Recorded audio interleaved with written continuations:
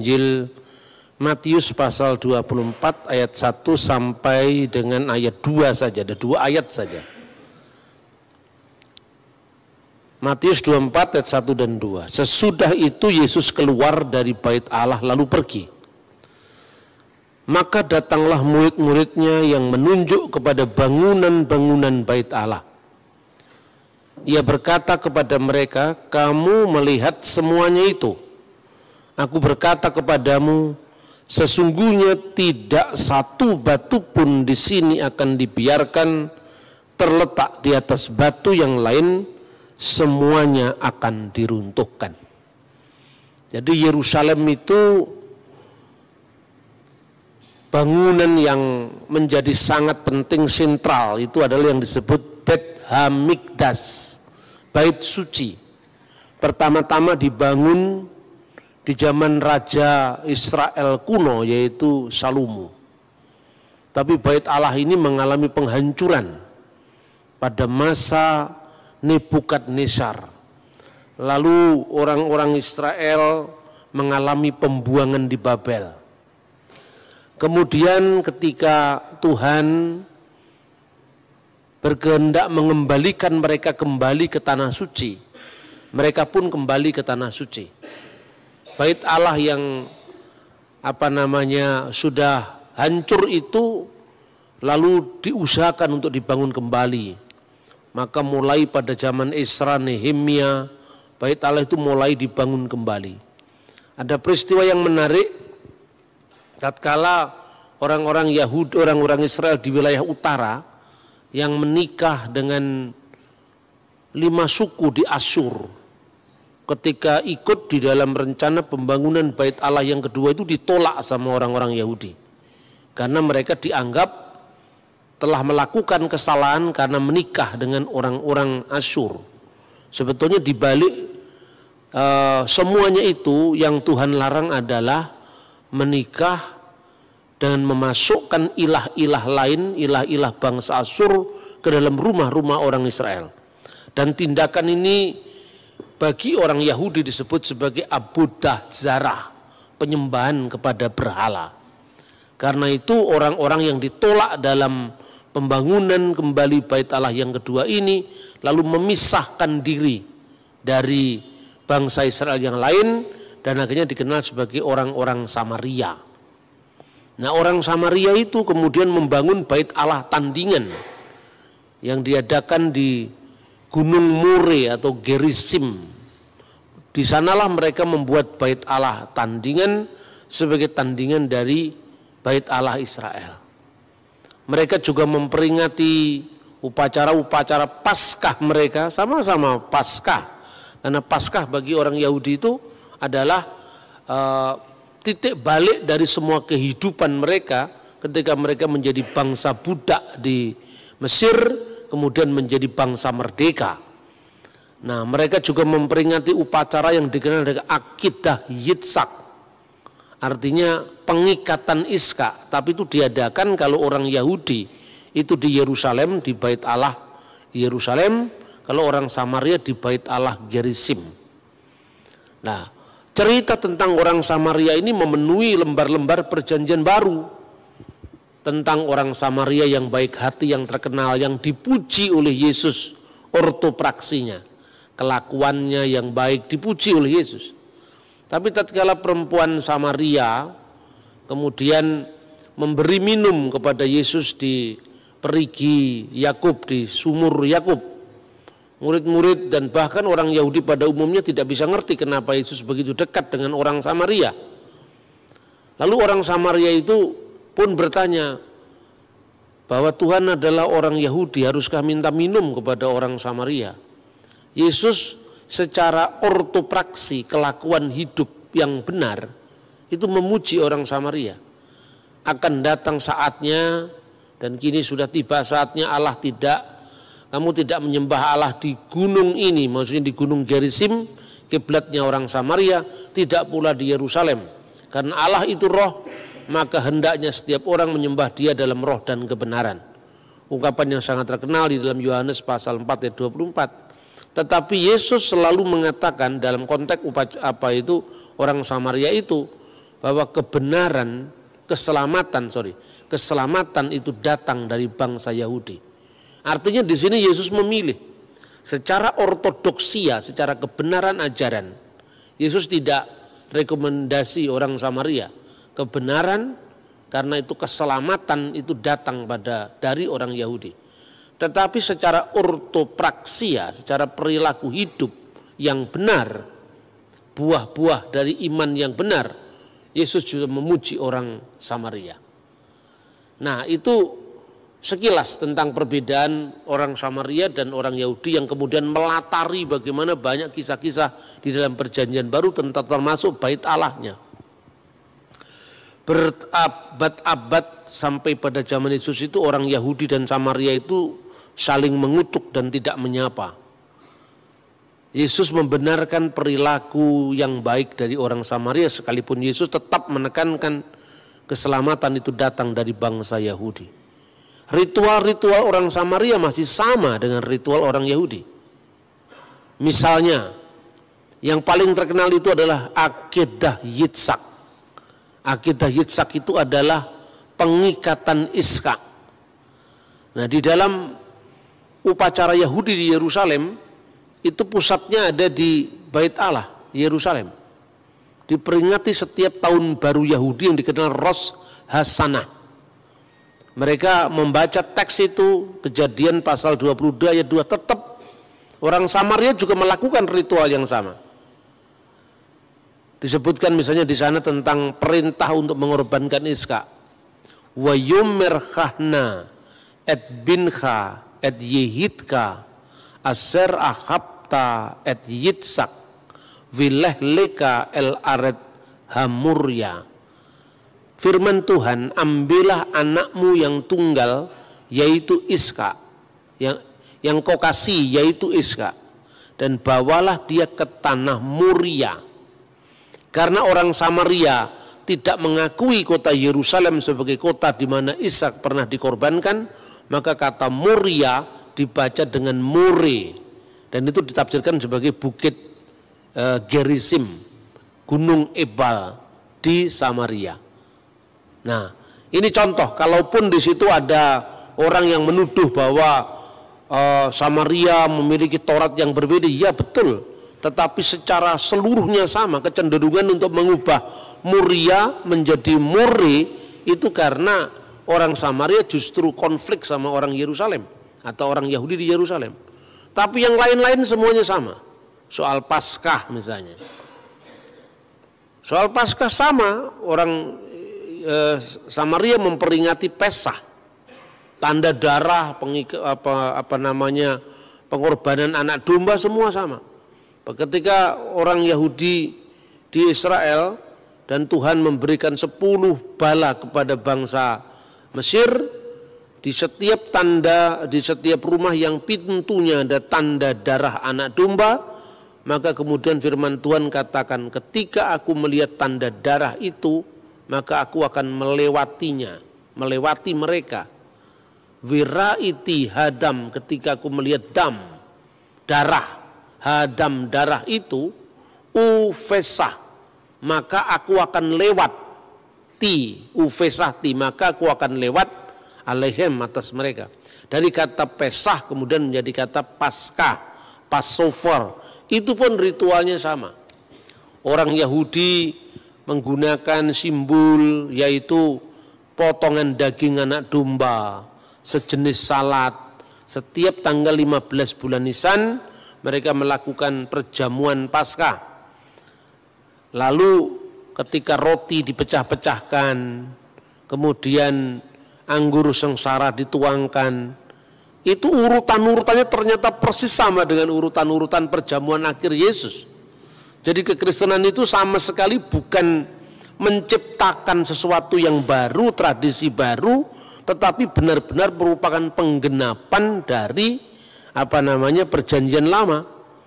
Waktu mengangkat roti, orang Yahudi memecah-mecahkan roti itu, dan kepala keluarga dari keluarga Yahudi yang mengadakan Paskah itu, dan semuanya laki-laki. Makanya tidak mungkin ada perempuan yang duduk di kursi di meja perjamuan. Maka yang namanya Da Vinci Code dan sebagainya nggak usah dilihat, itu orang yang ngawur itu kan. Bagaimana seorang perempuan bisa duduk di meja perjamuan Pesah? Lalu pada saat itu kepala keluarga itu mengungkapkan kata-kata, inilah roti sengsara yang dimakan nenek moyang kita di Mesir. Itu bahasanya Aram, bukan bahasa Ibrani. Jadi dalam liturgi Yahudi itu sudah ada unsur Aramaik, unsur Ibrani. Ketika membaca kitab suci mesti bahasa Ibrani. Tapi beberapa ritual Yahudi itu bahasanya Aram, misalnya halahama anniya diakalu afahtana bi'ar'a Misrayim. Inilah roti sengsara yang dimakan nenek moyang kita di tanah Mesir. Itu bahasanya Aram. Ketika mereka mengakhiri setiap ibadah mereka, mereka mengucapkan Ose Shalom, itu Ibrani. Ose Shalom bimromau huya ase Shalom alainu wekal Israel Wimru imru amin, itu Ibrani. Doa-doa mereka, doa berkat roti dan anggur, semua juga doa Ibrani. Baruch atah Adonai Elohenu melek ulam, ya, purei pihagaben, yang telah memberkati buah anggur dan seterusnya. Doa Yahudi juga mengenal doa bahasa Aram, misalnya ketika mengucapkan doa Kadis. Doa Kadis itu pakai bahasa Aram. Tetapi nama rumah ibadah selain yang di Yerusalem, Bet Hamikdas, yaitu bahasa Ibrani-nya rumah suci, Bet Hamikdas, Bait Allah. Itu banyak muncul di kitab Yehezkiel. Tetapi mereka menyebut rumah-rumah ibadat mereka yang di luar kota suci Yerusalem, yang menghadap semua ke Yerusalem, namanya adalah sinagogi. Dan sinagogi itu bahasa Yunani. Maka tidak perlu dipersoalkan sekarang kenapa Injil Perjanjian Baru ditulis bahasa Yunani, kita bingung. Terus kita ini orang Kristen kecenderungannya memuja agama Yahudi, bukan Israelnya, agama Yahudi. Makanya kita suka kalau ibadah pakai shofar, ya. Kita semua pakai sampai selendang-selendang Yahudi dipakai, tapi yang ditiup cuman shofarnya, semanya yang pakai bahasa Ibrani dia nggak tahu. Makanya jadi aneh, gereja Pentakosta Karismatik pakai shofar, tidak ada satu kata Ibrani pun terucap, tapi yang ditiup cuman shofarnya, itu kan. Artinya kalau memang mau belajar ya benar-benar harus mendalam. Nah, pada saat mereka sudah berkat piala anggur itu dibagi-bagi, inilah roti sengsara yang dimakan nenek moyang kita di Mesir. Yesus tidak mengucapkan itu pada waktu perjamuan akhir, kan? Yesus mengucapkan inilah tubuhku yang dipecah-pecahkan. Waktu orang Yahudi mengucapkan inilah anggur sengsara yang diminum nenek moyang kita di Mesir, Yesus mengatakan inilah darahku, darah perjanjian baru yang ditumpahkan, dan seterusnya. Tapi urutannya sama, urutannya memecah-mecahkan roti memberkati, kemudian menuang piala anggur memberkati, dan akhir dari ibadah Paskah itu adalah membaca Mazmur, yang di dalam Alkitab dikatakan, maka setelah menyanyikan nyanyian pujian, Yesus meninggalkan rumah perjamuan akhir itu, dan kemudian dia ke Taman Getsemani. Yang disebut menyanyikan nyanyian pujian itu bermazmur dengan mazmur haleluya.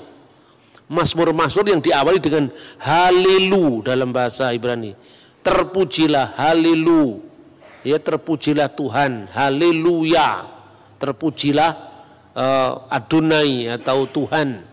Baru dibaca itu. Cara membacanya bagaimana? Ya kayak orang Yahudi selalu mengajikan teks-teks Taurat, teks-teks Jabur atau Mazmur.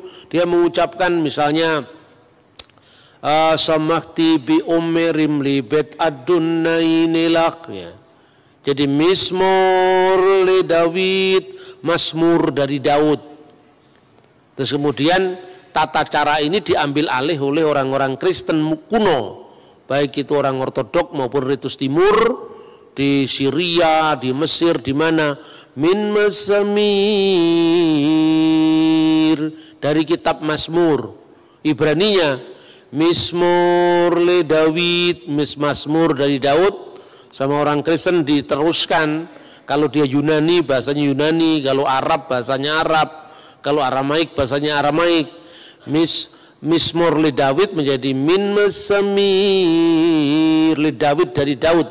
Liyabina Daudin nabi wa malikut tohir barokatuhu alaina amin. Haleluya.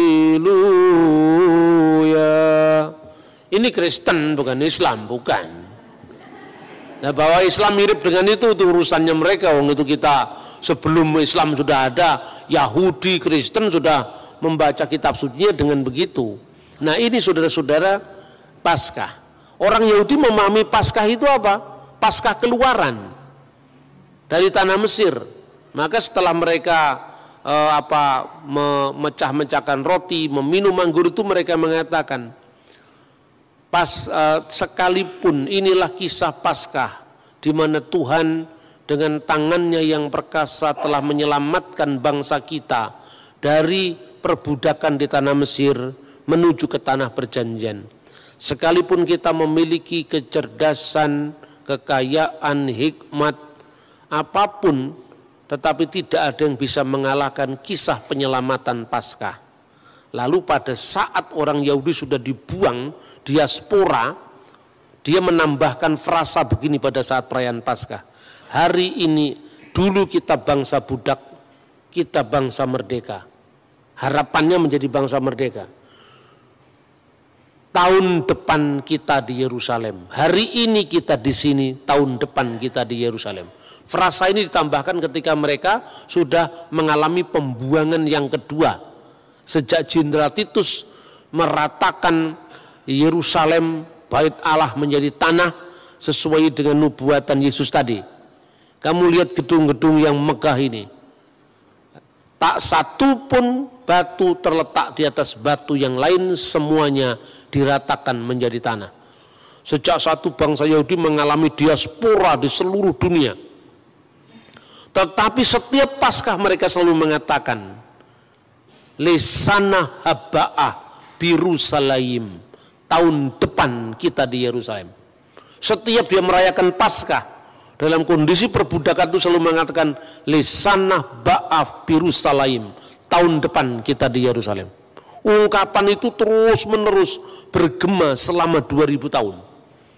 Maka ini unik ya, bangsa yang sangat unik. Sudah terpencar-pencar di seluruh dunia selama 2000 tahun. Sejak kapan? Sejak runtuhnya bait Allah. Pada masa Jenderal Titus, kalau menurut penanggalan kita sekarang 5 Agustus tahun 70 Masehi, atau bertepatan dengan tanggal Tisa Be'ab, tanggal 9 bulan Ibrani Ab, tahunnya 823 setelah berdirinya kota Roma, kalau menurut kalender Julian. Itu bertepatan dengan 5 Agustus tahun 70 Masehi, kira-kira jam 3 petang. Bait Allah itu dilalap oleh api memasuki ruang Maha Kudus. Dan waktu itu menurut dokumen Yahudi yang bernama Megilot Ta'anit, gulungan puasa, itu dokumen ditulis tahun 160 Masehi. Sejak saat itu orang Yahudi harus puasa perkabungan di bait Allah, dan sampai sekarang mereka menangisi itu di bekas sisa tembok satu-satunya yang dikenal oleh orang non-Yahudi dengan tembok ratapan. Istilah tembok ratapan itu sebetulnya ejekan orang non-Yahudi. Lebih populer disebut dalam bahasa Arab Haitun al-Mubaka, tembok ratapan. Orang Yahudi sendiri suka menyebut dengan tembok barat, Hakotel Hama'arafi, tembok barat. Mereka tersinggung kalau disebut tembok ratapan, karena orang-orang non-Yahudi yang lihat orang Yahudi menangis-nangis di tembok itu, maka disebut Haitun al-Mubaka, tembok ratapan.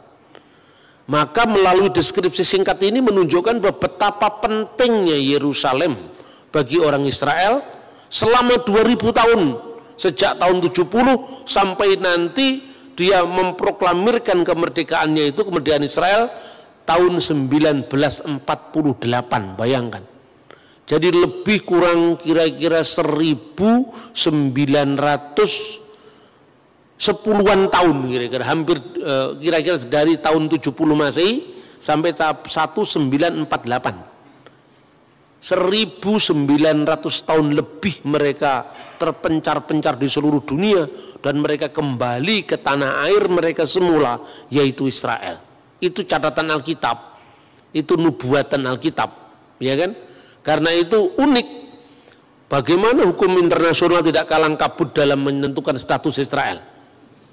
Sementara negeri itu sudah mengalami pendudukan demi pendudukan dari kekuasaan bangsa asing. Maka karena pentingnya pentingnya kota suci Yerusalem, secara khusus kota suci Yerusalem yang disebut Ir HaKodesh, kota suci Yerusalem, tetapi juga Eret HaKodesh, tanah suci Israel, atau Eret Yisrael, tanah Israel, itu begitu penting bagi orang Yahudi. Nah, lalu secara kronologi dari zaman ke zaman kita melihat bagaimana sekarang ini kota suci Yerusalem secara khusus dan tanah Israel pada umumnya itu menjadi perebutan antara Israel dan Palestina. Nah, ada yang membawa dalil agama, ada yang tidak membawa dalil agama, dan itu menarik. Karena apa? Ya, banyak orang Kristen bingung kemudian menyikapi itu. Katanya itu Israel menjajah Palestina, Pak. Nah, orang lain lagi mengatakan, oh tidak, itu memang haknya Israel. Tapi yang satu ekstrim mengatakan pokoknya peta Israel harus tidak boleh ada di muka bumi. Itu tuntutannya Hamas, tuntutannya kelompok-kelompok Islam garis keras. Begitu di dalam forum-forum kajian bersama-sama, Kristennya ikut-ikut ngomong, kita harus memperjuangkan hak Palestina. Iya betul, hak rakyat Palestina. Tetapi dalam konteks ini tidak usah harus kemudian menyangkal deskripsi Alkitab tentang Israel, kan gitu kan? Nah, satu pihak ketika kita membela Israel juga kita tidak boleh tutup mata terhadap penderitaan rakyat Palestina yang menjadi korban konflik itu. Karena banyak orang Palestina itu bukan hanya orang Muslim, orang Kristen juga ada di antara mereka. Bahkan orang Muslim pun ada yang menjadi warga negara Israel. Jadi warga negara Israel itu ya ada orang Yahudi mayoritas, Kristen urutan ketiga, Muslim urutan kedua. Jadi justru orang Kristen itu minim sekali di negara Israel. Jadi ini fakta-fakta yang kadang-kadang tidak dilihat oleh orang Indonesia. Bahkan begitu bebasnya orang Muslim di Israel, mereka ini sudah mulai menerjemahkan Al-Quran dalam bahasa Ibrani. Maka muncul Quran bahasa Ibrani sekarang itu sejak tahun 1970-an udah terbit itu. Judulnya itu Ha-Quran Hamifwar, Quran yang mulia. Kalau Bismillahirrahmanirrahim diterjemahkan Beshem Elohim Haraham Harahman Viharahum. Beshem Elohim Harahman Viharahum, itu Bismillahirrahmanirrahim.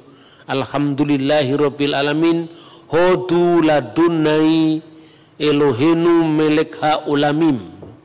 Itu Al-Fatihah itu. Jadi tidak setiap Anda ngomong Elohim langsung automatically itu Kristen, apalagi kita sudah pakai nama misalnya GBI Elohim, belum tentu. Karena di sana Elohim dipakai orang Islam. Begitu juga kata Allah belum tentu itu Islam. Karena di Timur Tengah bahkan sebelum zaman Islam istilah-istilah Arab itu sudah dipakai oleh orang Kristen. Terbukti apa? Prasasti-prasasti atau batu-batu bertulis yang berbahasa Arab itu ditemukan sebelum zaman Muhammad lahir dan kebanyakan ditemukan di gereja Kristen gitu. Jadi kita ini kan kadang-kadang Islamnya lebih Arab ketimbang orang Arab, Kristennya lebih koboi dari orang Barat. Akibatnya Kristen dibatasi dengan bahasa Ibrani. Lalu kalau kita tidak ngomong Yeshua Hamasiah seolah-olah tidak sah, ya kan?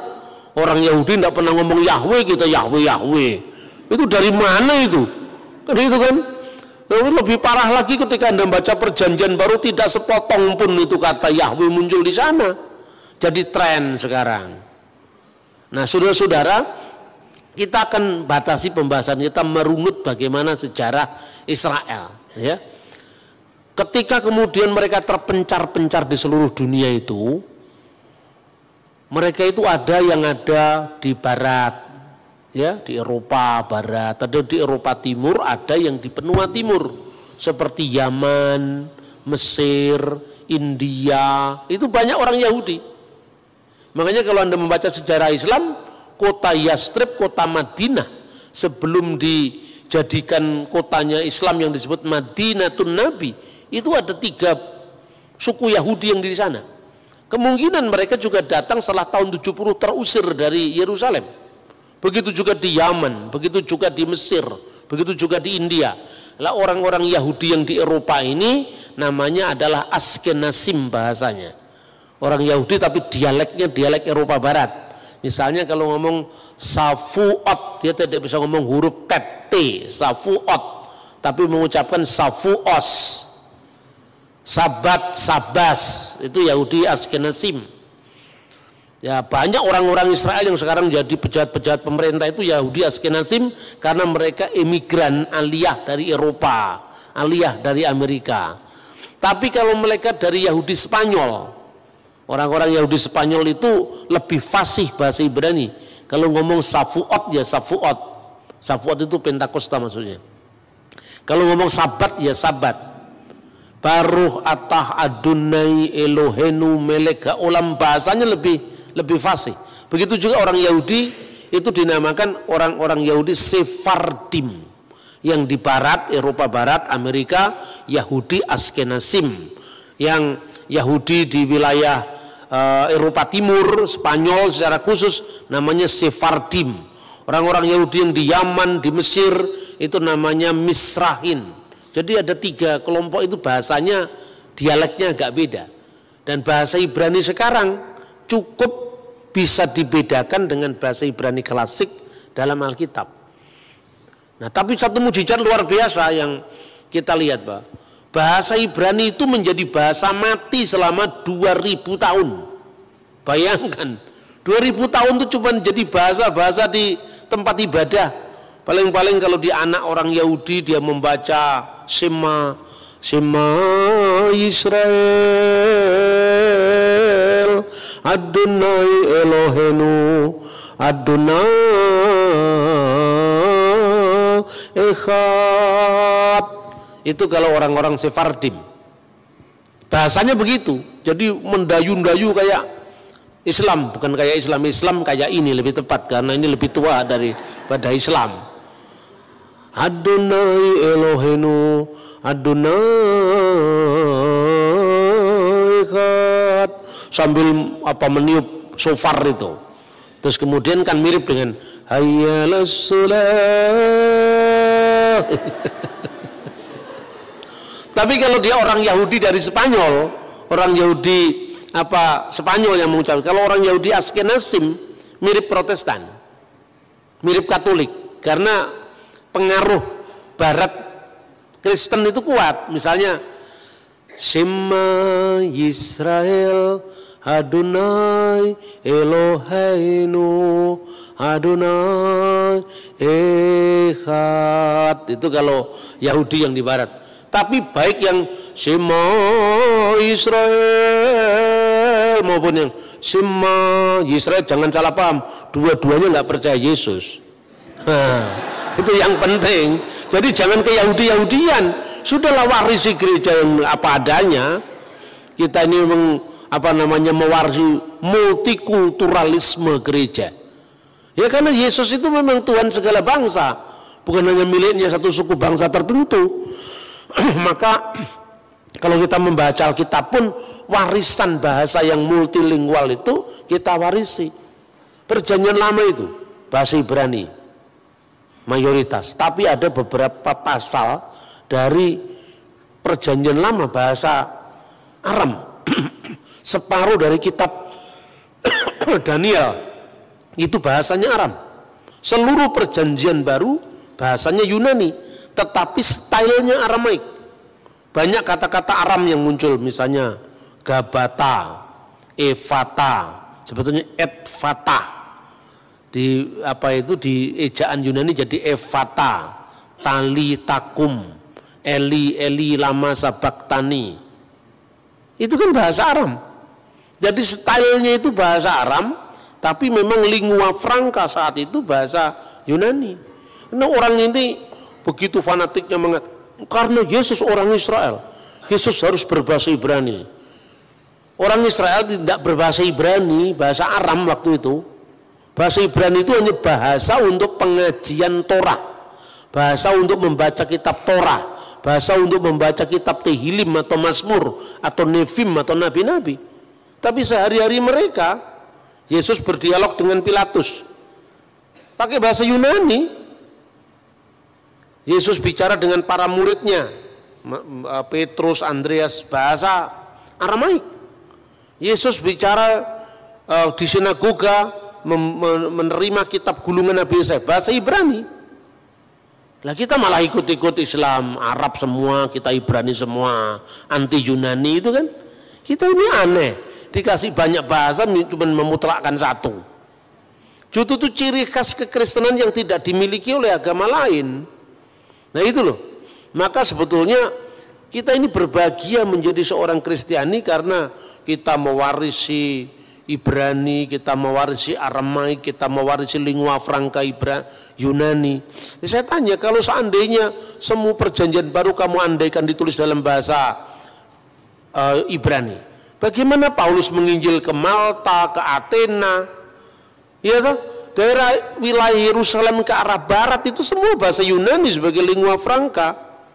Coba apa paling sederhana dari apa yang dikatakan dalam kitab suci. Misalnya, tatkala kita menyebut satu orang namanya Petrus, sekaligus bernama Simon, sekaligus bernama Kefas. Itu 3 bahasa. Simon itu Ibrani, Kefah itu Aram, menjadi kata Kefas tadi Kefah. Kemudian Petrus itu Yunani. Bayangkan, itu menunjukkan bahwa dia mewarisi warisan multilingual. Kalau Anda orang Manado atau orang ini begitu jadi Kristen, nama-nama lokalnya hilang. Tetapi kalau Anda orang Jawa, nama lokalnya masih ada. Ditambahi nama Kristen, nama Sansekerta, kan itu kan kemajemukan masyarakat. Nama saya Bambang itu nama Jawa, Jawa asli itu. Tapi Jawa sejak abad 16, zaman abad 13, 14 Majapahit belum ada nama Bambang. Itu nama sejak zaman Mataram. Jadi kalau ada orang namanya Bambang dari zaman Majapahit pasti bohong itu gitu loh. Kira-kira seperti itu. Gampang sekali dengan bahasa itu. Nur itu bahasa Arab, Sena itu bahasa Sansekerta. Dari satu orang saya ini nama saya 3 bahasa. Karena apa? Masyarakat saya Jawa itu masyarakat yang multilingual. Tetapi ketika Islam masuk ke Aceh, bahasa lokalnya hilang semua. Abdul Ghafur, Abdul Aziz, Muhammad, Ahmad, Ramadan, namanya itu semua kan hilang namanya. Di Manado, bahasa lokalnya Manado seperti misalnya nama Pingkan jarang didengar. Tapi semua satu kampung namanya Maria, namanya Marta, sampai sulit membedakan. Benar nggak? Dari situ kita bisa lihat pengaruh tebal tipisnya budaya. Bayangkan, ponakannya Barnabas, anaknya Maria yang disebut Maria ibu Yohanes yang disebut Markus. Nama Ibraninya Yohanes, kan? Maria ibu Yohanes yang disebut Markus. Yohanes itu yunanisasi dari kata Yohanan, berarti nama Ibrani. Tetapi kok yang disebut Markus, Markus itu nama Latin. Itu nama kaisar Romawi misalnya Marcus Aurelius. Coba orang Yahudi namanya Markus, nama Latin. Itu menunjukkan apa? Tingkat keterbukaan budaya orang-orang Israel pada zaman Yesus terhadap budaya luar, sekalipun mereka selalu memprotek dengan iman Yahudi mereka, tapi tidak mengharamkan agama apa budaya lain. Contohnya Alkitab diterjemahkan sejak tahun 300-an sebelum Masehi, namanya Septuaginta, dan di situ Tetragrammaton YHWH itu diterjemahkan dengan Kurios. Itu tidak usah dipersoalkan.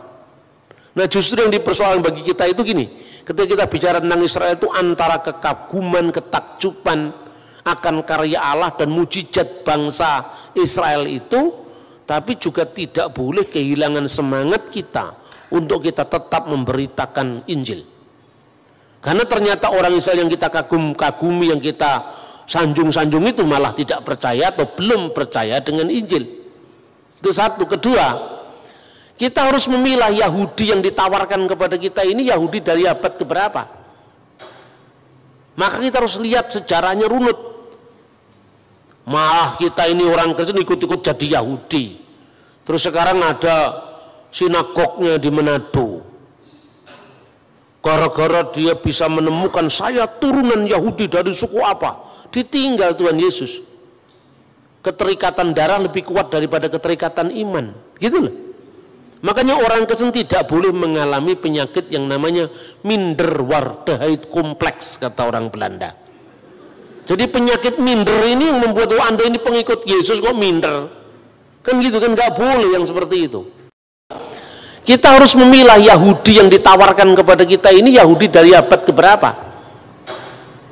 Maka kita harus lihat sejarahnya runut. Malah kita ini orang Kristen ikut-ikut jadi Yahudi. Terus sekarang ada sinagognya di Manado. Gara-gara dia bisa menemukan saya turunan Yahudi dari suku apa, ditinggal Tuhan Yesus. Keterikatan darah lebih kuat daripada keterikatan iman, gitu loh. Makanya orang Kristen tidak boleh mengalami penyakit yang namanya minderwaardigheid kompleks, kata orang Belanda. Jadi penyakit minder ini yang membuat Anda ini pengikut Yesus kok minder, kan gitu kan, nggak boleh yang seperti itu. Nah saudara-saudara yang terkasih dalam Tuhan, dengan munculnya agama Islam, kota Yerusalem punya status baru, yaitu kota suci ketiga setelah Mekah dan Madinah. Tapi itu kapan mulainya? Maka semua klaim-klaim baik itu Yerusalem itu miliknya Islam, itu tanah wakaf sampai akhir zaman misalnya, kemudian dia Yahudi. Untung orang Kristen tidak terlalu ikut mengklaim. Karena apa? Bagi orang Kristen Yerusalem baru itu lebih penting ketimbang Yerusalem sekarang. Sekalipun keterikatan kita dengan Yerusalem lama ini tetap ada, karena ini historis sifatnya, sejarah sifatnya, antara nubuat dan penggenapan, antara simbol dan hakikat. Makanya tidak mungkin ada perjanjian baru tanpa perjanjian lama. Tidak mungkin ada Israel baru yang disebut gereja tanpa Israel yang lama. Sedangkan simbolnya aja mulai Pesah, Paskah juga sama kok. Kitabnya orang Yahudi utuh-utuh kita terima tanpa revisi apapun. Soal beda terjemahan itu lazim lah. Yang luar biasa kan gini, orang Kristen dituduh kitabnya palsu. Ini pembahasan besok. Bayangkan 2000 tahun lebih Samaria Yahudi berpisah. Kurang dari 2000 tahun, sejak tahun 90 Masehi Kristen dan Yahudi berpisah. Tapi Tauratnya masih sama, yaitu Taurat Musa itu loh, dari Kejadian, Keluaran, Imamat, Ulangan, Bilangan, Ulangan, sama. 2000 tahun berpisah, Tauratnya Yahudi, Tauratnya Samaria, dan Kristen sama. Cuma orang Samaria tidak percaya dengan Yosua terus sampai Maleakhi, dia tidak percaya. Karena apa? Nah, kalau dia percaya kan Yosua itu akhirnya tibanya Yerusalem. Wah, kalau kitab Yosua tibanya di Yerusalem, padahal Yerusalem tidak dia kehendaki sebagai kota suci. Bagian-bagian pertama kitab Yosua dia ambil, ditempatkan setelah pasal 34 kitab Ulangan. Jadi bukan Taurat Samaria berbeda, atau 6.000 ayat yang berbeda, bukan 6.000 ayat-ayat dari awal kitab Yosua diambil sama dia utuh-utuh, ditempatkan setelah pasal 34. Makanya jumlahnya lebih banyak. Kenapa? Karena dia tidak mau pilih semua Yosua, apalagi nabi-nabi, karena arahnya kok semua membenarkan Yerusalem gitu lah, kira-kira seperti itu. Tapi yang penting dasar Tauratnya itu tidak berbeda. Orang ya Samaria punya Paskah, Yahudi punya Paskah, Kristen juga menggenapi Paskah itu dengan Paskah Kalvarinya Yesus. Nah, kalau orang Islam boleh aja dia menerima Taurat, boleh saja, tapi kan Taurat yang dibayangkan sendiri, Taurat yang diturunkan kepada Nabi Musa lewat malaikat Jibril. Namanya kepercayaan itu kan hak asasi setiap orang. Tapi kalau saya katakan kami juga punya Taurat Pak, saya bilang ya, tapi Tauratmu Taurat dari alam lain karena nggak pernah eksis. Tauratnya Islam kan Taurat dari alam lain kan, nggak punya eksistensi sama sekali.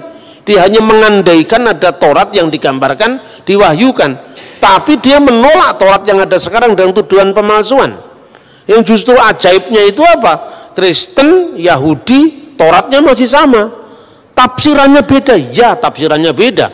Sesama Kristen aja, Katolik sama Protestan juga beda tafsir kok. Apalagi beda. Satunya tidak percaya Yesus, satunya percaya Yesus. Tapi kitabnya masih sama, itu luar biasa itu. Nah, ini menjadi bukti bagaimana Alkitab itu tidak berubah. Secara khusus tentang Yerusalem, orang Yahudi punya keterikatan dengan Bait Allah, khususnya Hakotel Hama'arafi, yaitu tembok barat yang dikenal dengan Haitun al-Mubaka. Orang Islam punya sejarah sendiri yang dikaitkan dengan kunjungan Nabi Muhammad secara meta-historis. Bukan secara historis, itu meta historis, karena itu kan pengalaman iman kan terhadap kota suci Yerusalem.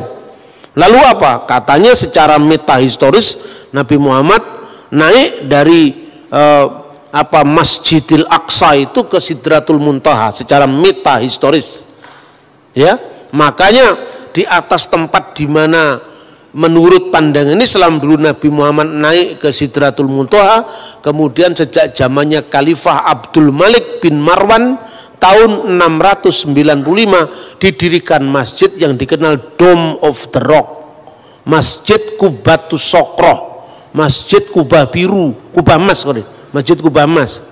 Lalu kira-kira tahun 705 anaknya dari Abdul Malik bin Marwan namanya Khalifah Walid bin Abdul Malik bin Marwan mendirikan satu masjid yang dinamakan sesuai dengan ayat Al-Quran. Maha suci Allah yang telah menjalankan hambanya pada malam hari dari Masjidil Haram ke Masjidil Aqsa. Berdasarkan kata Masjidil Aqsa yaitu masjid yang jauh, Khalifah Walid bin Abdul Malik bin Marwan jauh setelah zaman Nabi Muhammad menamakan masjid ini berdasarkan surat Isra tadi, dinamakan Masjidil Aqsa tahunnya 705, sementara Nabi Muhammad meninggal 632. Maka saya gunakan kata-kata meta historis, ya seperti itu sudah. Maka bagaimanapun alasannya, orang Islam mengakui itu sebagai tempat suci. Orang Kristen dia punya Golgota juga di dekatnya Bait Allah itu. Tapi karena orang Kristen memahami Yesus tidak ada di sini lagi, dia sudah bangkit, dia secara emosional tidak terlalu terikat pada kota Yerusalem. Dia terikat pada nama Tuhan Yesus, lebih terikat pada peristiwa kebangkitan Yesus itu.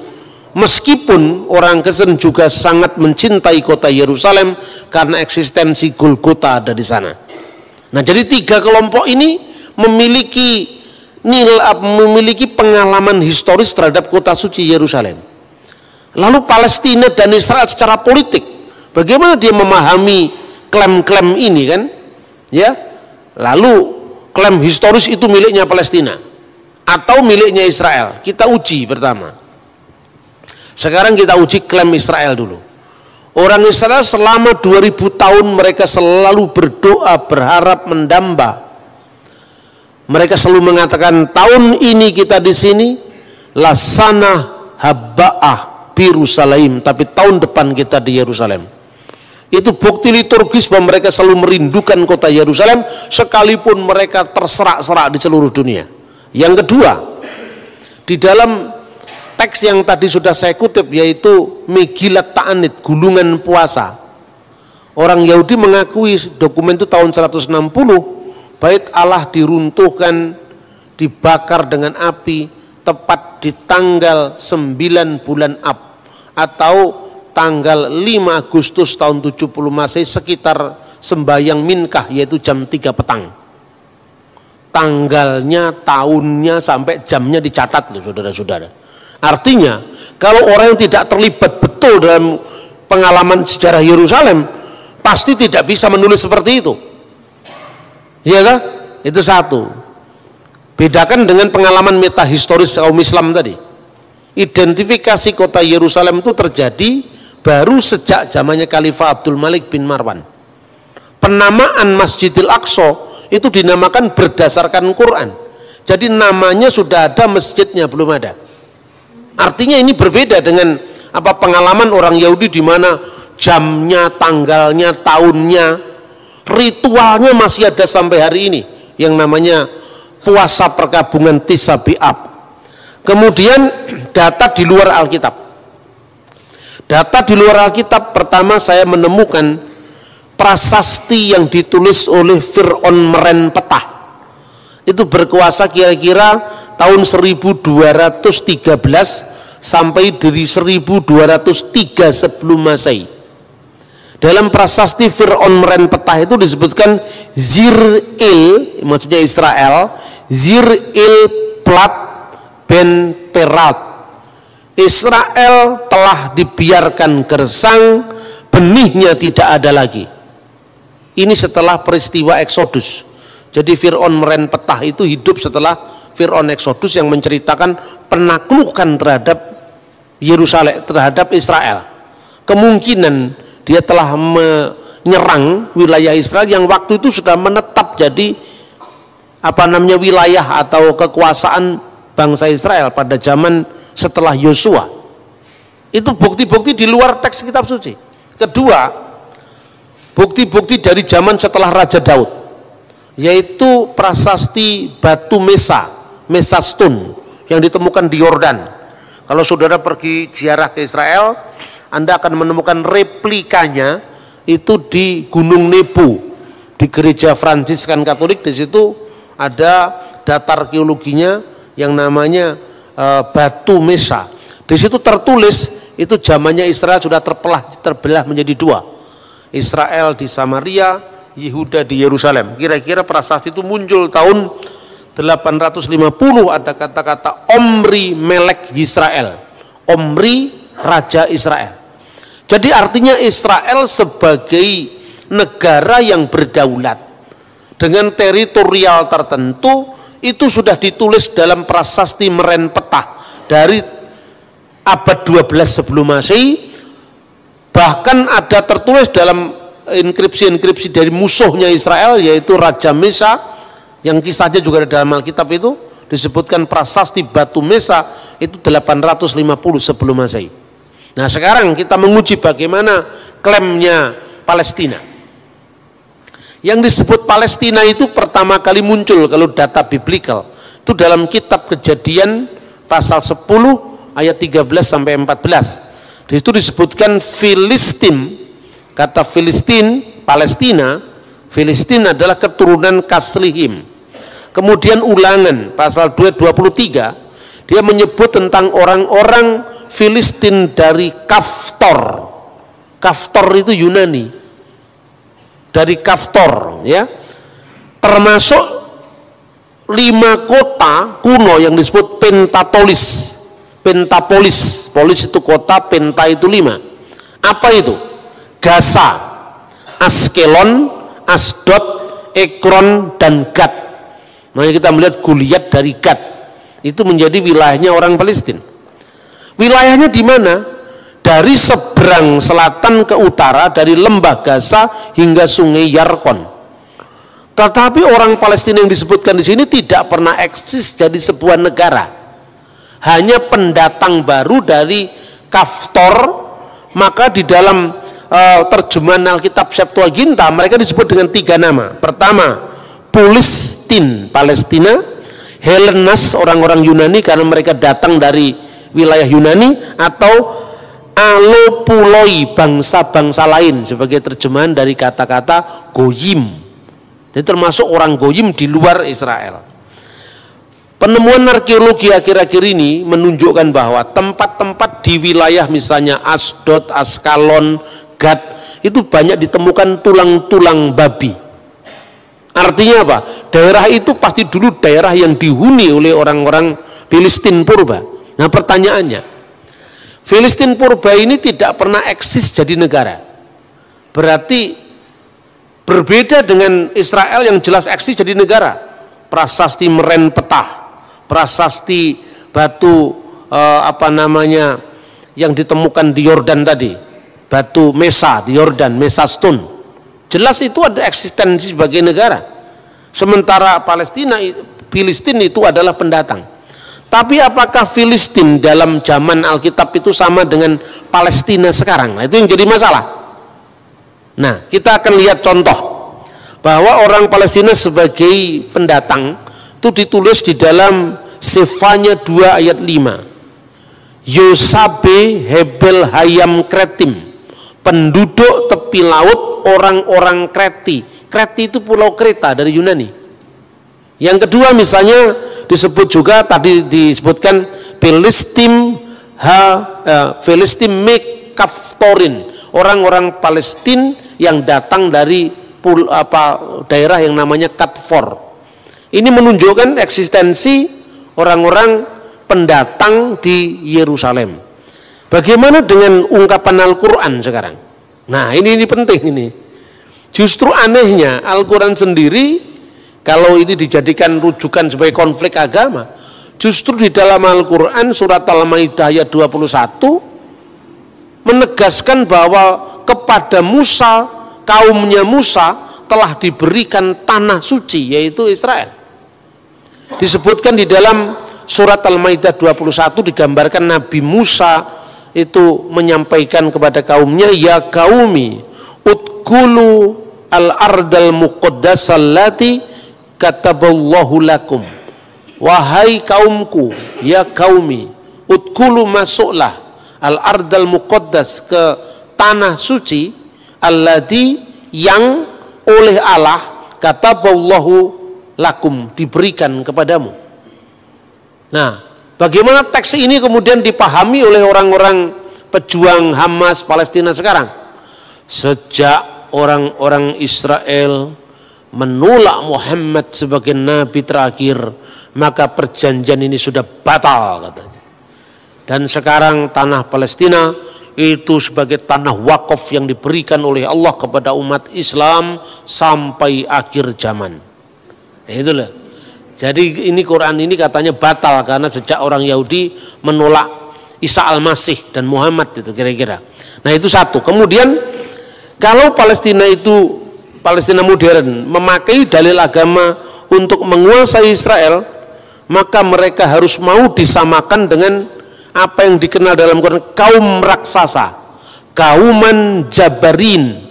Kauman jabarin, orang-orang raksasa yang diusir dari tanah suci bersamaan dengan masuknya kaum Musa.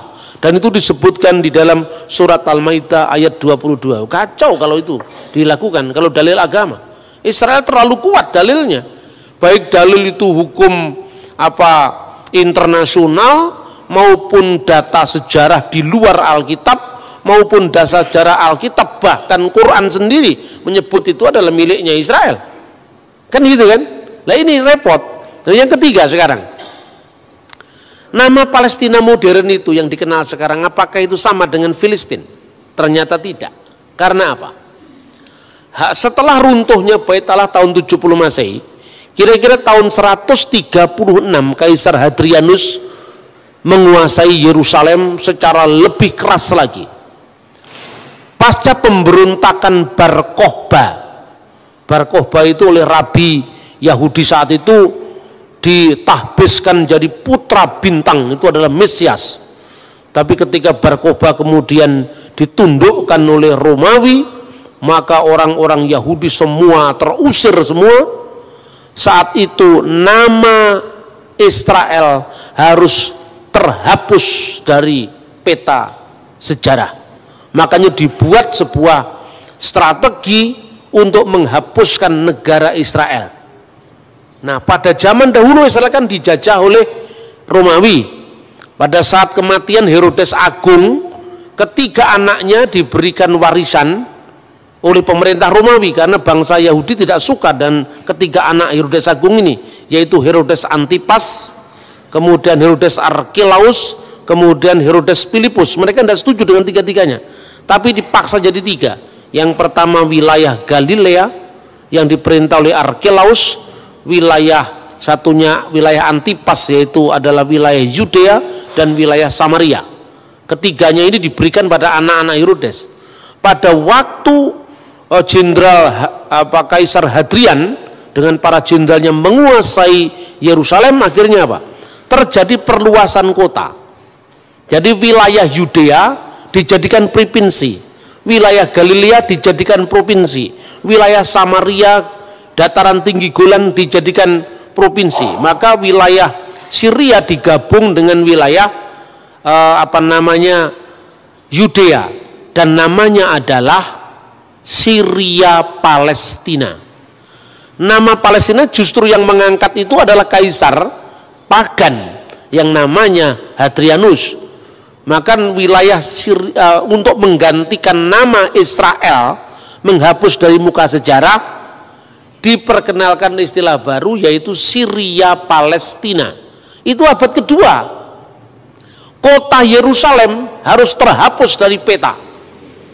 Karena selama ada impian tentang kota Yerusalem atau tanah Israel, nanti orang Yahudi terus menerus mengatakan lesana habba'ah birusalaim, tahun depan kita di Yerusalem. Selama nama-nama Israel, Yerusalem tidak hilang dari ingatan orang Israel, selama itu Roma tidak yakin bahwa Israel tidak bangkit lagi sebagai sebuah kerajaan, maka kota Yerusalem bersamaan dan penghapusan kota Israel dihapus dan dinamakan dengan Alia Capitolina, dan nama itu diabdikan untuk dewi kafir mereka, Alia Capitolina.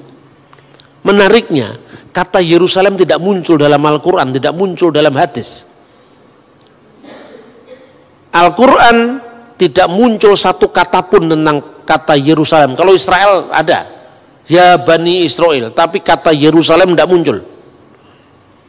Tradisi Islam kemudian setelah Quran dan setelah hadis menyebut Yerusalem dengan Al-Quds, kota suci. Al-Qudus, kota suci.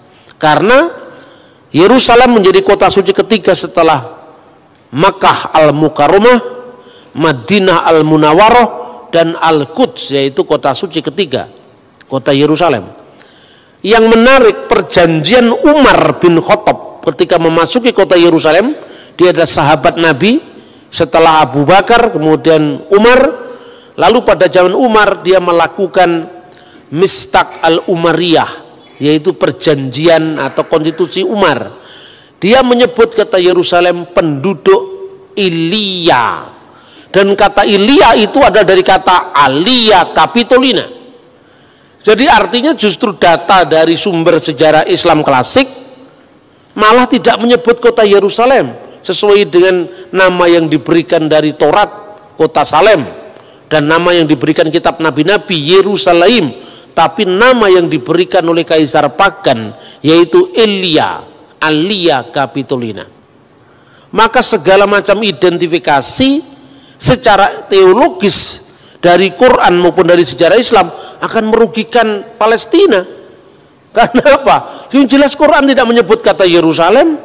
Quran malah menyebut kata tradisi Islam kemudian malah menyebut kota Alia, dan Alia itu membenarkan Alia Capitolina. Kalau dia menyebut Filistin, itu sama dengan tadi kaum raksasa yang dikalahkan Daud, yaitu Goliat, dan itu ada dalam surat Al-Maidah, kaum raksasa yang diusir dari kota tanah suci begitu kaum Musa memasuki kota suci itu. Ini sulitnya identifikasi keagamaan bagi perjuangan Palestina. Lalu sisa satu lagi, kalau gitu apa yang harus dilakukan? Ya lihat dari hukum internasional sekarang. Satu-satunya begitu, tidak bisa pembenaran secara agama. Kalau pembenaran agama Israel pasti menang. Wong jelas itu datanya tidak hanya ada dalam kitab suci, baik Taurat, Injil, Quran, bahkan catatan-catatan sejarah yang menunjukkan bahwa bangsa Israel memang eksis sebagai bangsa. Tetapi hukum internasional memang tidak memiliki aturan yang jelas. Bagaimana kalau sebuah negara 2000 tahun sudah hilang kemudian kembali? Lah ini hanya ada di dalam rencana Tuhan, tidak ada di hukum internasional ini. 2000 tahun sudah meninggalkan kota Yerusalem, jadi masalah. Di situ sudah pernah diduduki orang Roma, setelah Roma Persia, setelah Persia Roma lagi, setelah Roma kemudian Arab, setelah Arab kan bangsa Arab itu menduduki ketika zamannya dinasti Umayyah, zamannya Khalifah Abdul Malik bin Marwan, lalu dinasti Umayyah runtuh jadi dinasti Abbasiyah, kemudian dinasti Mamluk Mesir, terakhir adalah dinasti atau kekhalifan Ottoman. Kekhalifan Ottoman itu Turki modern. Nah, waktu Perang Dunia Pertama tahun 1914 mereka kalah dengan lawan-lawan mereka. Karena Turki di pihak yang kalah perang, maka otomatis daerahnya diserahkan kepada yang menang perang. Itu Perang Dunia Pertama 1914. Lalu diserahkanlah kepada Inggris. Sementara di wilayah Israel itu sudah ada orang-orang Arab, ya, orang-orang Arab itu sebetulnya Palestina modern itu kan orang-orang Arab itu, baik itu orang Kristen maupun orang Islam. Di situ juga ada orang-orang Yahudi yang mulai aliyah itu emigran dari benua Eropa, dari Amerika, dari Timur Tengah, dari India, semua masuk ke situ. Mereka membeli tanah orang setempat, sebagian ngerampas, ya itu juga diakui. Ada orang-orang Zionis itu yang ngerampasi tanahnya orang-orang Palestina Kristen, seperti yang dialami oleh Abuna atau pendeta Elias Sakur. Keluarganya dirampas kebun anggurnya, alasannya dijadikan apa itu ternyata dimiliki oleh orang Israel. Itu harus diselesaikan tidak di dalam konteks negara, tapi dalam konteks penegakan HAM, kan itu kan harus dipilah mana bukan Palestina sebagai negara tapi rakyat Palestina. Itu yang terjadi. Makanya pada saat sekarang ini ada seorang Arab Kristen Palestina, namanya adalah Hanan Nasrawi. Dia selalu memenangkan diplomasi di forum internasional. Kalau pihak Hamas itu pihak Islam yang garis keras itu munculnya setelah Intifadah tahun 1987. Mereka selalu mengatakan hapus peta Israel dari muka bumi, ya itu kan cakar PDW itu. Ya, karena ini tanah wakaf umat Islam sampai akhir zaman. Dia semaunya sendiri, kan nggak begitu hukum internasional. Dan dokumennya tidak ada seperti itu. Tanah wakaf itu kan urusanmu. Tahu hukum internasionalnya seperti apa? Hanan Nasrawi sadar, sebagai seorang Kristen dia tahu Alkitab pasti. Bukan hanya tahu Alkitab, dia tahu dokumen-dokumen sejarah. Bahwa kalau kita memakai dalil keagamaan kita mesti kalah. Karena memang baik Al-Quran maupun Alkitab kalau dalil agama membenarkan kepemilikan Israel. Lalu dia pakai dalil HAM.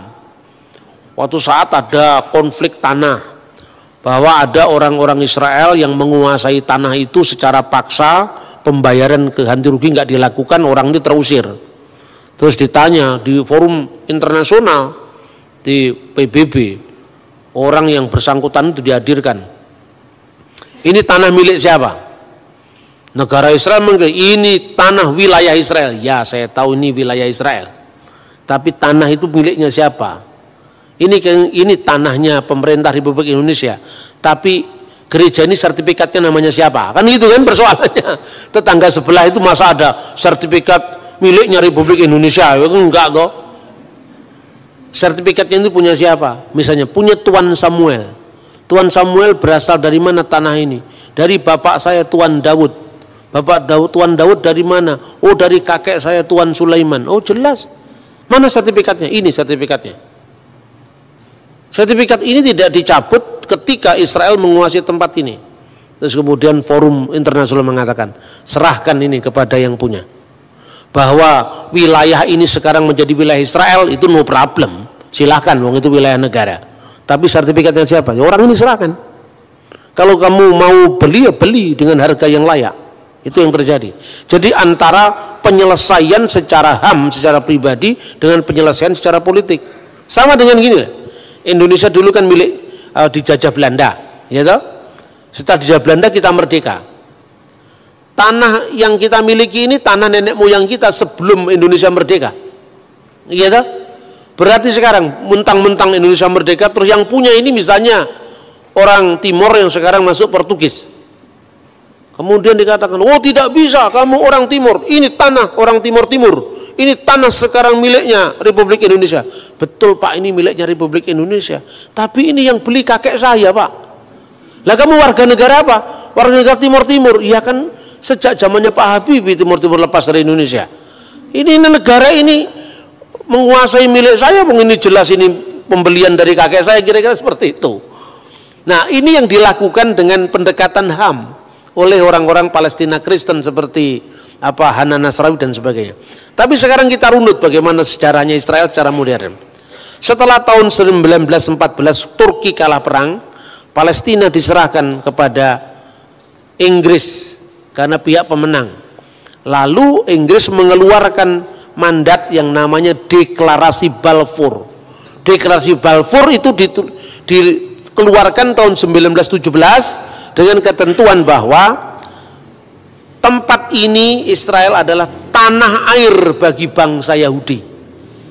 Nah, lalu menimbulkan protes bagi orang-orang lokal yang menghuni tempat itu sebelum pendatang-pendatang Yahudi datang ke tanah Israel. Ketika terjadi proses rakyat itu, mereka kan warga negara, dulunya kan warga negara Turki. Tapi kan Turki sudah kalah perang dunia pertama, lalu diserahkan kepada Inggris. Inggris mengeluarkan Deklarasi Balfour yang mengatakan itu tanah milik, itu tanah air Israel. Orang-orang yang menduduki tanah itu sebelum Israel datang, artinya orang-orang Yahudi yang datang dari barat tadi, keberatan. Lalu pada tahun 1937 dikeluarkan yang namanya Komisi Lordville, karena ada orang yang namanya Tuanville, maka Lordville. Di sana dibuat obsesi pilihan, ya, tanah Israel di tanah yang sama itu, di tanah suci itu, pembentukan dua negara dalam koeksistensi damai, yaitu negara Israel dan negara Palestina. Itu ditawarkan. Tahun 1947 dikeluarkan lagi resolusi PBB 181 yang mengatakan mengulangi kembali solusi dua negara. Di tanah suci ada dua negara, yaitu negara Israel dan negara Palestina, dengan catatan kota Yerusalem tidak boleh, Yerusalem Timur tidak boleh menjadi ibu kota salah satu negara yang berkonflik. Yerusalem Timur harus ditentukan statusnya secara hukum internasional sebagai corpus separatum, sebagai bagian yang terpisah di bawah hukum internasional. Takhta Suci Vatikan sepakat dengan PBB, Israel sepakat dengan PBB, tetapi orang Palestina menolak karena dihasut oleh suku orang-orang Arab tetangganya. Oh tidak bisa, mereka tidak mau terima. Status wilayah tanah suci itu statusnya kosong kekuasaan. Karena apa? Ini kan statusnya masih di bawah mandat internasional, mandat Inggris yang memenangkan perang dunia pertama, kan itu kan? Berarti statusnya apa? Statusnya dia kosong. Ketika orang-orang Palestina masih sibuk menolak dan mereka punya agenda menghapus Israel dan tidak ada negara Israel sampai kapanpun juga di wilayah Palestina. Sementara status quo negara wilayah itu dalam kondisi tidak lagi di bawah Turki karena Turki sudah kalah perang sama lawan-lawannya yang antara lain Inggris. Israel curi start untuk kemerdekaannya. Ya, mumpung ini masih kosong, tidak di wilayah siapa-siapa, kemudian ada Deklarasi Balfour yang mendukung itu tanah air Israel. Soal Palestina nanti mau terima atau tidak urusan lain. Yang penting sudah ada jalur hukum bahwa ini adalah statusnya kosong.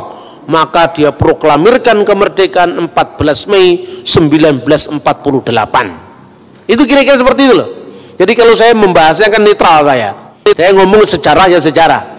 Begitu 14 Mei 1948 negara Israel diproklamirkan, negara-negara Arab mengeroyok Israel. Salah satunya Libanon, Suriah, Irak, Yordan, Mesir, dan Saudi Arabia. Negara-negara Arab yang mengeroyok Israel itu tidak semuanya Islam. Libanon mayoritas Kristen waktu itu. Jadi tidak bisa kita batasi hanya konflik agama. 5 negara tadi kalah semua sama Israel. Dan ini orang yang heran, pengamat militer juga heran. Ini negara kecil baru bangkit begitu, kok bisa menang sama negara-negara raksasa dari 5 negara loh. Lebanon, Suriah, Irak, Yordan, Arab Saudi.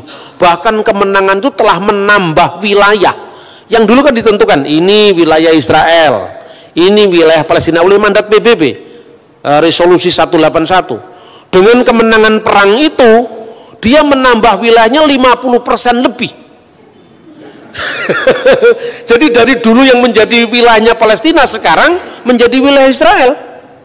Lah, ini kan bukan pencaploan, ini menang perang kok. Salahnya sendiri kamu menolak kemarin. Kalau kamu menerima opsi 2 negara, selesai kan wilayah masing-masing. Lah ini kamu menolak, kemudian kamu ngelawan kami, kemerdekaan kami perang dan kamu kalah.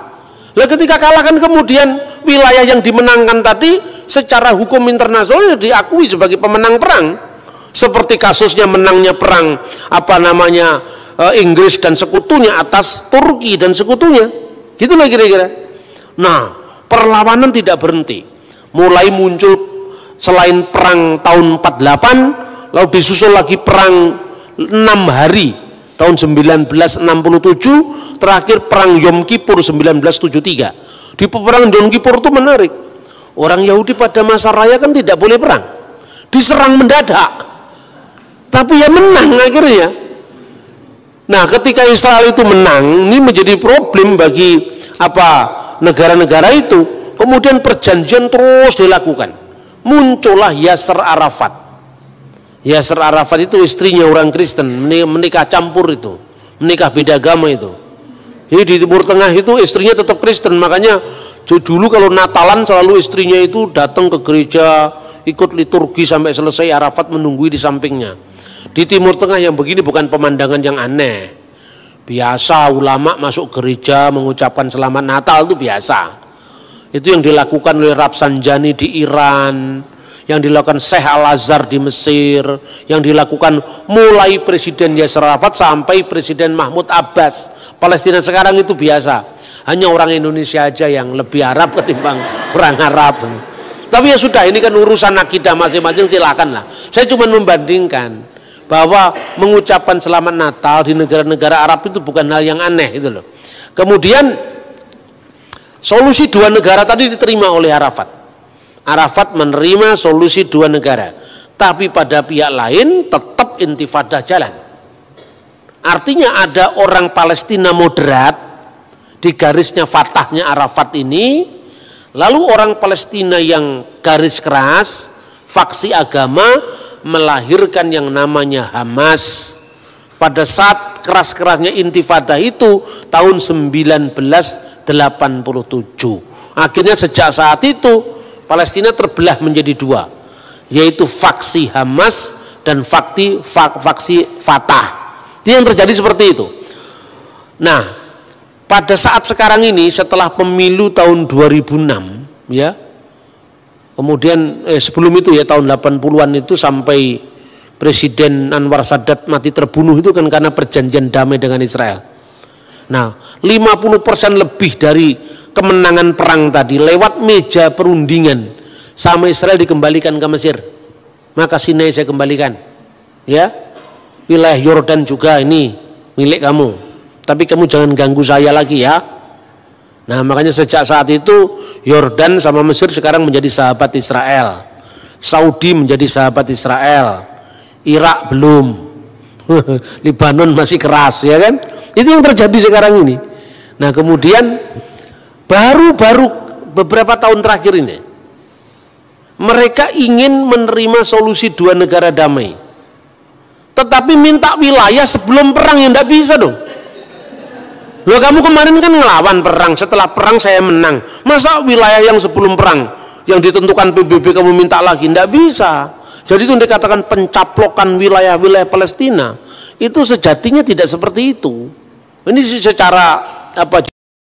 Nah kemudian baru-baru beberapa tahun terakhir ini mereka ingin menerima solusi dua negara damai, tetapi minta wilayah sebelum perang, ya tidak bisa dong. Loh, kamu kemarin kan ngelawan perang, setelah perang saya menang, masa wilayah yang sebelum perang yang ditentukan PBB kamu minta lagi? Tidak bisa.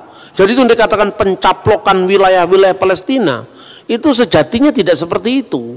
Ini secara apa jujur. Kemudian yang terakhir, pemindahan apa namanya kedutaan Israel, yang kedutaan Amerika yang selama ini di Tel Aviv dipindah ke Yerusalem, heboh di seluruh dunia. Orang Indonesia ikut heboh, mengadakan demo, bahkan sumbangan beras kepada Palestina. Kalau orang Palestina kan nggak makan nasi, berasnya dimakan siapa sekarang? Tapi memang orang Indonesia itu pinter ya, dia ikut-ikut seolah-olah ngomong Palestina, padahal duitnya nggak ke Palestina. Saya ini ngomong sendiri langsung dalam siaran televisi waktu itu, TVRI sama apa namanya NDTV waktu itu, sekarang jadi RBTV itu. Saya itu diwawancara di Kedutaan Besar Palestina bersama dengan Duta Besar Palestina waktu itu dan Profesor Komarudin Hidayat. Nah, kemudian di awal dari wawancara itu Pak Dubes itu mengatakan begini, kami tidak pernah menerima bantuan sepeser pun dari orang-orang yang demo itu untuk Palestina. Justru bantuan dari PGI yang kami terima, bantuan dari KWI yang kami terima. Loh, yang demo-demo untuk Palestina itu kemana itu? Orang Israel, orang Palestina nggak makan beras, berasnya terus kemana? Jangan dijual untuk biaya apa itu demo berikutnya, atau biaya kampanye partai tertentu, kita tidak tahu. Itu yang terjadi. Makanya begitu mudah kita ini dihasut oleh masalah agama. Pemilu tahun 2006, kemudian Hamas ikut pemilu, Fatah ikut pemilu. Fatahnya kalah dengan Hamas. Faksi Islam garis keras menang. Kenapa kekalahan Fatah? Salah satunya partai nasionalis ini korupsi. Ini sejak dulu sama begitu. Makanya kalau Anda ke partai nasionalis, hati-hati jangan mencintai mamon. Ideologinya bagus tapi mentalitasnya rusak. Karena di sana terkenal sekali orang-orang Fatah itu banyak melakukan pungutan-pungutan pada rakyat Palestina. Di tengah-tengah kesulitan seperti itu, maka rakyat Palestina pro kepada asal beda dengan Fatah. Hamas menang telak. Waktu menang telak itu, kemudian negara-negara barat kebingungan, wah ini kalau partai garis keras ini menang, ini tidak ada lagi perundingan terhadap Israel.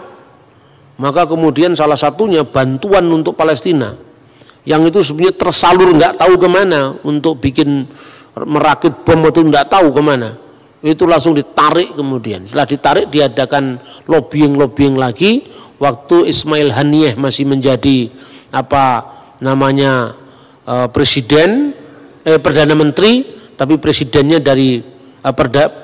dari Fatah, yaitu Mahmud Abbas. Nah sekarang ini jujur wilayah Gaza itu wilayah menjadi markasnya Palestina, faksi Hamas. Wilayah West Bank, wilayah apa jalur apa itu tepi barat itu wilayahnya Fatah sampai hari ini. Makanya saudara-saudara ngomong tentang Palestina itu rumit. Nah, ketika Donald Trump memindahkan apa namanya kedutaannya ke wilayah Yerusalem Timur, itu langsung heboh rame. Saya waktu itu ada di sana. Saya nginep di hotel yang sama untuk demo itu.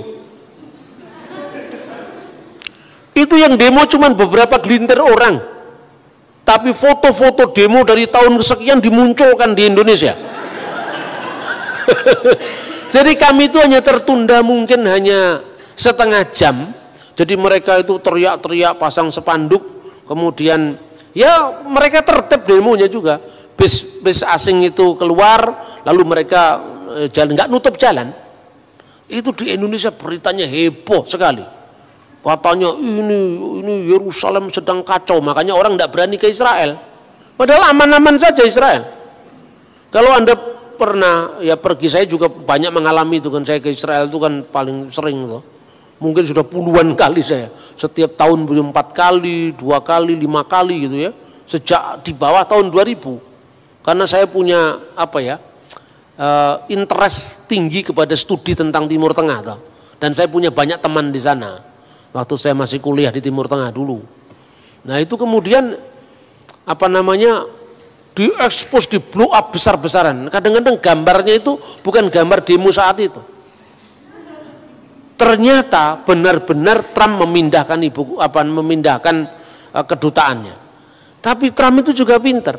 Tempat yang didirikan untuk kedutaan Israel itu bukan di wilayah Yerusalem Timur, perbatasan Yerusalem Timur, Yerusalem Barat, ini Yerusalem Timur. PBB menentukan yang disebut Corpus Separatum itu hanya Yerusalem Timur, di mana Bait Allah di dalamnya. Sementara Yerusalem Kota Baru itu tidak termasuk wilayah yang Corpus Separatum tadi. Lihat Trump mendirikan itu di sini. Ini di bawah, ini Yerusalem Barat bukan Yerusalem Timur. Jadi kalau mereka gugat rame-rame, ini kan bukan Yerusalem Timur, ini Yerusalem Barat, tapi tetanggaan dikit aja, ya toh? Kalau orang nyebrang di sini lewat garis ini, Anda sudah bisa beli makanan, beli jus, beli minuman di sini. Jadi kira-kira kalau pegawai kedutaannya besar dia mau jajan ya sebelah sini juga Yerusalem Timur, tapi posisi gedungnya itu tidak di wilayah Yerusalem Timur, tapi di wilayah Yerusalem Barat yang tidak termasuk dalam definisi Corpus Separatum tadi. Nah, tapi Israel memang pinter ya memang. Mereka menggunakan itu. Nah ini loh, Amerika aja sudah masuk. Bagaimana negara lain? Amerika Latin yang lain-lain mulai mindahin satu. Status quo itu menjadi pembenaran internasional terhadap Israel. Mestinya Palestina itu belajar di Republik Indonesia. Apa kita dulu tidak sulit menyampaikan batas wilayah kita? Coba, waktu sidang PPKI, sidang Dokuritsu Chunbei Inkai, zaman Jepang itu kan, Bung Hatta, Pak Yamin, Bung Karno berdebat wilayah Indonesia. Pak Yamin yang paling ekspansif, wilayah Indonesia adalah Astadwipa Pulau yang ke-8, wilayah Majapahit Raya waktu itu. Nah, kerajaan Majapahit itu kan wilayahnya sampai di Singapura. Masa Singapura mau dimasukkan Indonesia? Itu Pak Yamin. Bung Hatta lebih realistis. Waktu debat soal Papua, Papua itu masuk Indonesia apa tidak? Masuk katanya Yamin, karena Papua itu disebut Wanin zaman kerajaan Majapahit. Bung Hatta mengatakan, rasnya itu warnanya beda dengan kita loh. Mereka ini bukan termasuk orang-orang Melanesia yang rasnya sama dengan Indonesia Barat, tetapi mereka termasuk Polynesia. Melanesia, kita termasuk Polynesia, mereka termasuk Melanesia. Katanya Pak Yamin, dalam dokumen negara Kertagama itu disebut wilayah Indonesia. Zaman Van Vollenhoven itu wilayah hukum adat Ternate Tidore, jadi wilayah Indonesia. Yang lebih realistis mereka mengatakan, udahlah jangan terlalu tinggi-tinggi, Papua oke lah masuk, karena itu wilayah Hindia Belanda. Tetapi daerah-daerah lain seperti Thailand jelas nggak masuk, sekalipun dulu masuk Majapahit. Lalu yang paling masuk akal, bekas jajahan Hindia Belanda adalah wilayah Indonesia. Tapi Belanda kan nggak mau mengakui. Yang pertama-tama diadakan mulai dari konferensi Perjanjian Linggarjati, Renville sampai Meja Bundar kan? Pada awal-awal tahun 46 Perjanjian Linggarjati hanya mengakui Indonesia itu wilayahnya seluruh Jawa, Madura dan Sumatera. Tapi Indonesia terima. Kenapa terima? Ini kan sebagai titik pijak secara hukum bahwa de facto mereka mengakui kemerdekaan kita. Itu jeniusnya para founding fathers kita. Oke, sementara akui saja, nanti menjalar, itu loh kira-kira. Kemudian tahun 48 diadakan lagi yang namanya wilayah Indonesia, termasuk adalah Jawa Tengah, Jogja plus Sumatera. Nah, lebih panjang lagi ya. Kemudian Indonesia menerima 3 delegasi asing. Waktu itu Amerika Serikat, Australia dan Belgia. Gencatan senjata dilakukan dengan Van Mook. Artinya apa?